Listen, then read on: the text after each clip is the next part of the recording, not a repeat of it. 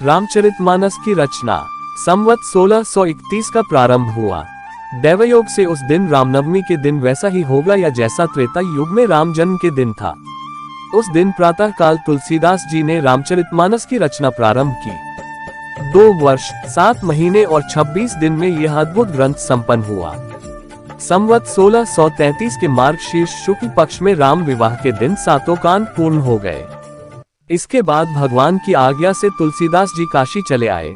वहां उन्होंने भगवान विश्वनाथ और माता अन्नपूर्णा को श्री रामचरितमानस सुनाया। रात को पुस्तक विश्वनाथ मंदिर में रख दी गई। प्रातः काल जब मंदिर के पट खोले गए तो पुस्तक पर लिखा हुआ पाया गया सत्यम शिवम सुंदरम, जिसके नीचे भगवान शंकर की सही पुष्टि थी। उस समय वहां उपस्थित लोगों ने सत्यम शिवम सुंदरम की आवाज भी कानों से सुनी। इधर काशी के पंडितों को जब ये बात पता चली तो उनके मन में ईर्ष्या उत्पन्न हुई।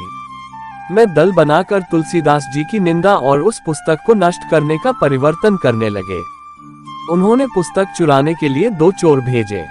चोरों ने जाकर देखा कि तुलसीदास जी की कुटी के आसपास 2 युवक धनुष बाण लिए पहरा दे रहे हैं। दोनों युवक बड़े ही सुंदर, क्रमश श्याम और गौर वर्ग के थे। उनके दर्शन करते ही चोरों की बुद्धि शुद्ध हो गई। उन्होंने उसी समय चोरी करना छोड़ दिया और भगवान के भजन में लग गए। तुलसीदास जी ने अपने लिए भगवान को कष्ट हुआ जान कुटी का सारा सामान लुटा दिया और के यहाँ रखवा दी पुस्तक अपने मित्र टोडरमल दी। इसके बाद उन्होंने अपनी विलक्षण स्मरण शक्ति से एक दूसरी पुस्तक लिखी। उसी के आधार पर दूसरी प्रतिलिपियां तैयार की गई और पुस्तक का प्रचार दिनों दिन बढ़ने लगा। काशी के पंडितों ने और कोई उपाय न देख श्री मधुसूदन सरस्वती नाम के महापंडित को उसको देखकर अपनी संपत्ति देने की प्रार्थना की।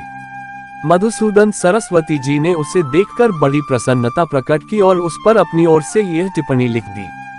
आनंद कान्ने यास्मिनंद मस्तुलसी तिरु कवितांजलि भांति राम भ्रम रघुषिता। इसका हिंदी में अर्थ इस प्रकार है, काशी के आनंद वन में तुलसीदास साक्षात चलता फिरता तुलसी का पौधा है।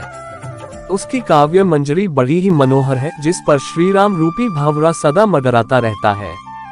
पंडितों को उनकी इस टिप्पणी पर भी संतोष नहीं हुआ। तब पुस्तक की परीक्षा का एक अन्य उपाय सोचा गया। काशी के विश्वनाथ मंदिर में भगवान विश्वनाथ के सामने सबसे ऊपर वेद, उनके नीचे शास्त्र, शास्त्रों के नीचे पुराण और सबके नीचे रामचरितमानस रख दिया गया। प्रातःकाल जब मंदिर खोला गया तो लोगों ने देखा कि श्री रामचरितमानस वेदों के ऊपर रखा हुआ है। अब तो सभी पंडित बड़े लज्जित हुए। उन्होंने तुलसीदास जी से क्षमा मांगी और भक्ति भाव से उनका चरणोदक लिया। दोस्तों, रामचरितमानस से जुड़ी जानकारी आपको कैसी लगी हमें कमेंट बॉक्स में लिखकर जरूर बताएं। चैनल पर नए हो तो चैनल को सब्सक्राइब कर ले।